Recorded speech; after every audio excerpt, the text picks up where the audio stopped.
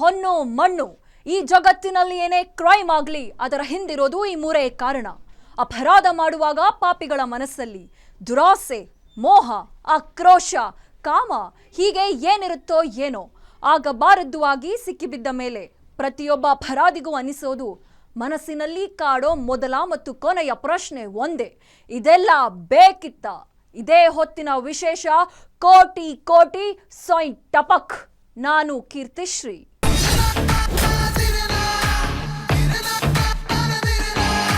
ಮೋಸ ಹೋಗೋರು ಇರೋವರೆಗೆ ಮೋಸ ಮಾಡೋರು ಇದ್ದೇ ಇರ್ತಾರೆ.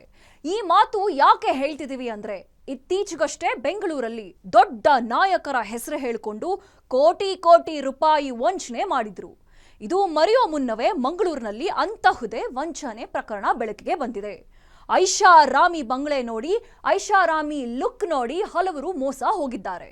ಅದರ ಡೀಟೇಲ್ಸ್ ಇಲ್ಲಿದೆ.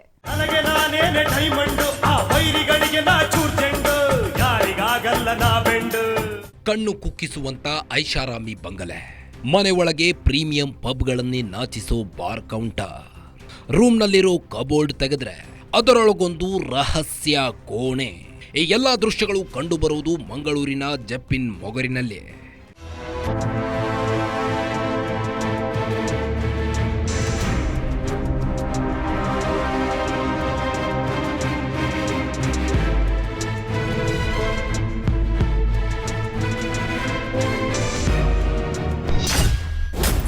ಐಷಾರಾಮಿ ಬಂಗಲೆ ತೋರಿಸಿ ಕೋಟಿ ಕೋಟಿ ವಂಚನೆ.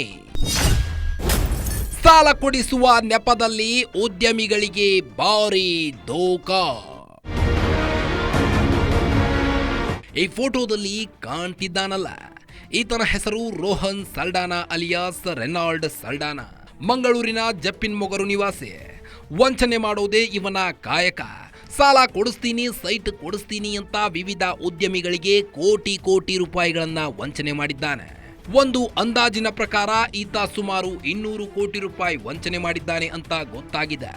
ತನ್ನ ಐಷಾರಾಮಿ ಬಂಗಲೆಯನ್ನೇ ವಂಚನೆ ಮಾಡಲು ಟ್ರಂಪ್ ಕಾರ್ಡ್ ಮಾಡಿಕೊಂಡಿದ್ದ ಈತನ ಐಷಾರಾಮಿ ಬಂಗಲೆ ನೋಡಿದ ಉದ್ಯಮಿಗಳು ಈತನನ್ನ ನಂಬಿ ಮೋಸ ಹೋಗಿದ್ದಾರೆ.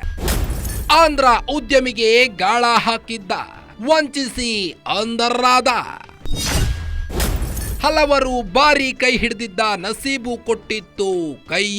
ಹಲವು ಉದ್ಯಮಿಗಳಿಗೆ ವಂಚನೆ ಮಾಡಿದ್ದ ರೋಹನ್ ಸಲ್ಡಾನಾ ಇದೇ ರೀತಿ ಆಂಧ್ರ ಪ್ರದೇಶದ ಉದ್ಯಮಿಗೆ ಸಾಲ ಕೊಡಿಸುವ ಹೆಸರಲ್ಲಿ ಗಾಳ ಹಾಕಿದ್ದ. ಆಂಧ್ರ ಪ್ರದೇಶದಲ್ಲಿ ರೇಷ್ಮೆ ತಯಾರಿಕಾ ಉದ್ಯಮ ನಡೆಸುತ್ತಿದ್ದ ಉದ್ಯಮಿಯೊಬ್ಬರು ಸಾಲಕ್ಕಾಗಿ ರೋಹನ್ ಸಲ್ಡಾನಾನನ್ನ ಭೇಟಿ ಮಾಡಿದ್ರು.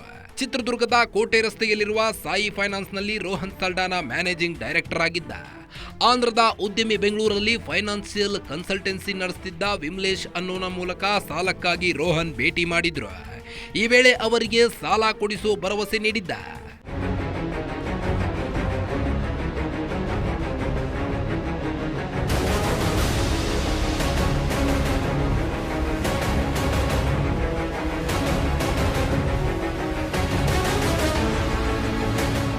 ಫೈನಾನ್ಸ್ ಕಂಪನಿ ಎಂಡಿ ಭರವಸೆ ಕೊಡ್ತಿದ್ದಾರೆ. ತಮಗೆ ಸಾಲ ಸಿಗುತ್ತೆ ಅನ್ನೋ ಭರವಸೆಯಲ್ಲಿ ಆಂಧ್ರದ ಉದ್ಯಮಿ ಇದ್ರು. ಆರಂಭದಲ್ಲಿ ತಮಗೆ ವಂಚನೆ ಮಾಡಬಹುದು ಅನ್ನೋ ಸಣ್ಣ ಸುಳಿವು ಕೂಡ ಸಿಕ್ಕಿರಲಿಲ್ಲ. ಸಾಲಕ್ಕಾಗಿ ರೋಹನ್ ಮೊರೆ ಹೋಗಿದ್ದ ಉದ್ಯಮಿಗೆ ಕಲರ್ ಕಾಗೆ ಹಾರಿಸಿದ್ದಾನೆ. ನಿಮಗೆ 15 ದಿನದಲ್ಲಿ ಸಾಲ ಸಿಗುತ್ತೆ, ಆದರೆ ಇದಕ್ಕೆ ನಾವು ಸ್ಟ್ಯಾಂಪ್ ಡ್ಯೂಟಿ ಕಟ್ಟಬೇಕು. ಒಂದು ಸ್ಟ್ಯಾಂಪ್ ಡ್ಯೂಟಿ ಖರ್ಚು 49,000 ರೂಪಾಯಿ ಆಗುತ್ತೆ. ಈ ರೀತಿಯ 80 ಸ್ಟ್ಯಾಂಪ್ ಡ್ಯೂಟಿ ಕಟ್ಟಬೇಕು ಅಂತ ಅವರಿಂದ 40 ಲಕ್ಷ ರೂಪಾಯಿ ಪೀಕಿದ್ದಾನೆ. ಸಾಲ ಸಿಗುವ ಆಸೆಯಲ್ಲಿ ಉದ್ಯಮಿ ಸ್ಟ್ಯಾಂಪ್ ಡ್ಯೂಟಿ ಕಟ್ಟಿದ್ರು. ಉದ್ಯಮಿಯಿಂದ 40 ಲಕ್ಷ ರೂಪಾಯಿ ಪೀಕಿ ಎಸ್ಕೇಪ್. ಚಿತ್ರದುರ್ಗ ಪೊಲೀಸ್ ಠಾಣೆ ಮೊರೆ ಹೋಗಿದ್ದ ಉದ್ಯಮಿ. 15 ದಿನ ಆಯ್ತು, 1 ತಿಂಗಳಾಯ್ತು. ದಿನಗಳು ಕಳೆಯುತ್ತಿದ್ರೂ ಆಂಧ್ರದ ಉದ್ಯಮಿಗೆ ಸಾಲ ಸಿಗಲೇ ಇಲ್ಲ. ಈ ಕುರಿತು ವಿಚಾರಿಸೋಣ ಅಂತ ಫೈನಾನ್ಸ್ ಕಂಪನಿ ಬಳಿ ಬಂದಾಗ ರೋಹನ್ ಸಲ್ಡಾನಾ ಎಸ್ಕೇಪ್ ಆಗಿದ್ದಾನೆ ಅನ್ನೋದು ಗೊತ್ತಾಗಿತ್ತು. ಆಗ ತಾನು ಮೋಸಕ್ಕೆ ಒಳಗಾಗಿದ್ದೇನೆ ಅನ್ನೋದು ಆಂಧ್ರದ ಉದ್ಯಮಿಯ ಅರಿವಿಗೆ ಬಂದಿತ್ತು. ಯಾವಾಗ ತಾನು ಮೋಸ ಹೋಗಿದ್ದೇನೆ ಅನ್ನೋದು ಗೊತ್ತಾಯ್ತು, ಅಲ್ಲಿಗೆ ಆಂಧ್ರದ ಉದ್ಯಮಿ ಚಿತ್ರದುರ್ಗ ಪೊಲೀಸ್ ಠಾಣೆಯಲ್ಲಿ ಪ್ರಕರಣ ದಾಖಲಿಸಿದ್ರು. ಆಂಧ್ರದ ಉದ್ಯಮಿ ನೀಡಿದ ದೂರಿನ ಆಧಾರದ ಮೇಲೆ ಬೆಂಗಳೂರಲ್ಲಿ ವಿಮಲೇಶ್ನನ್ನ ಬಂಧಿಸಿದಾಗ ರೋಹನ್ ಸಲ್ಡಾನಾ ಜಾಡು ಪತ್ತೆಯಾಗಿತ್ತು.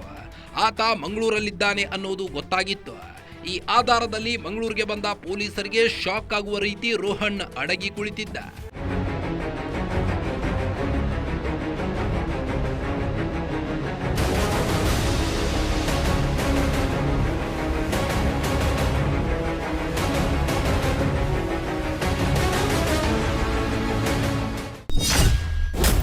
ವಾರ್ಡ್ರೋಬ್ ತೆರೆದಾಗ ಕಂಡು ಬಂದಿತ್ತು ರಹಸ್ಯ ಕೋಣೆ.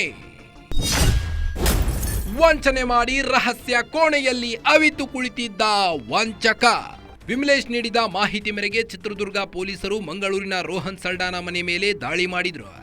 ಮನೆಯ ಮೂಲೆ ಮೂಲೆಯನ್ನೇ ಜಾಲಾಡಿದ್ರು. ರೋಹನ್ ಸಲ್ಡಾನ ಪತ್ತೆಯಾಗಿರಲಿಲ್ಲ. ಆದರೆ ಅವನ ಮೊಬೈಲ್ ಲೊಕೇಶನ್ ಮಾತ್ರ ಆತನ ಮನೆಯ ಬಳಿಯೇ ಇದೆ ಅಂತ ಹೇಳ್ತಿತ್ತು. ಇದು ಪೊಲೀಸರಿಗೆ ತಲೆನೋವಾಗಿ ಪರಿಣಮಿಸಿತ್ತು. ಕೊನೆಗೆ ಮನೆಯ ಇಂಚಿಂಚು ಪರಿಶೀಲಿಸಿದಾಗ ರಹಸ್ಯ ಕೋಣೆಯ ಸೀಕ್ರೆಟ್ ಬೆಳಕಿಗೆ ಬಂದಿತ್ತು. ಆತ ಹೇಗೆ ವಂಚನೆ ಮಾಡ್ತಿದ್ದ ಅಂತ ನೋಡೋಣ ಬನ್ನಿ. ಮಂಗಳೂರಲ್ಲಿ ಬಹುದೊಡ್ಡ ಮೋಸದ ವಂಚನೆಯ ಜಾಲವನ್ನು ಮಂಗಳೂರು ಪೊಲೀಸರು ಈಗ ಬಲೆ ಬೀಸಿ ಅವರನ್ನು ವಶಪಡಿಸಿಕೊಂಡಿರುವಂಥದ್ದು. ಮಂಗಳೂರಿನ ಜಪ್ಪಿನಮಗೂರು ಭಾಗದ ರೋಷನ್ ಸಲ್ಡಾನ ಎಂಬ ವ್ಯಕ್ತಿಯನ್ನು ಪೊಲೀಸರು ಈಗ ವಶಪಡಿಸಿಕೊಂಡಿದ್ದಾರೆ.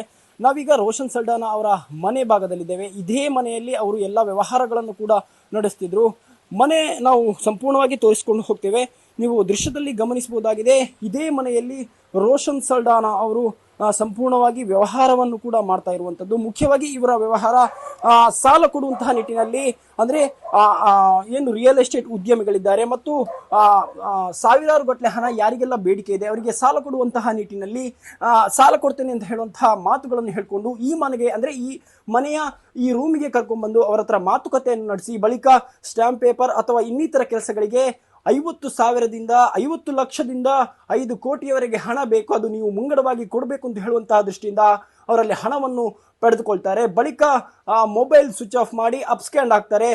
ಇದೇ ರೂಮ್ನಲ್ಲಿ ಅವರೊತ್ತಿಗೆ ಎಲ್ಲ ಕೆಲಸಗಳನ್ನು ಕುದುರಿಸಿಕೊಂಡು ಬಳಿಕ ಮೊಬೈಲನ್ನು ಸ್ವಿಚ್ ಆಫ್ ಮಾಡಿಕೊಂಡು ಸಂಪೂರ್ಣವಾಗಿ ಅವರು, ಅಂದರೆ ಯಾರಿದ್ದಾರೆ ಉದ್ಯಮಿಗಳು ಯಾರಿದ್ದಾರೆ ಅವರಲ್ಲಿ ಯಾವುದೇ ಕಾಂಟ್ಯಾಕ್ಟ್ ಅನ್ನು ಕೂಡ ಇಟ್ಕೊಳ್ಳೋದಿಲ್ಲ. ಇದು ಸಂಪೂರ್ಣವಾಗಿ ಈ ಪರಿಸರವನ್ನು ನೋಡ್ಕೊಳ್ಬಹುದು. ನಿನ್ನೆ ತಡರಾತ್ರಿ ಇದೇ ಜಾಗದಲ್ಲಿ ಪೊಲೀಸರು ಬಂದು ರೈಡ್ ಮಾಡಿರುವಂಥದ್ದು. ಈ ಭಾಗದಲ್ಲಿ ಸಾವಿರಾರು ಲಕ್ಷಾನುಗಟ್ಟಲೆ ಬೆಲೆ ಬಾಳುವಂತಹ ಮದ್ಯಗಳಾಗಿರ್ಬೋದು, ಬಿಯರ್ಗಳಾಗಿರ್ಬೋದು ಎಲ್ಲವೂ ಕೂಡ ಇರುವಂಥದ್ದು. ಜೊತೆಗೆ ಐಷಾರಾಮಿ ಮನೆ ಕೂಡ ಆಗಿರುವಂಥದ್ದು.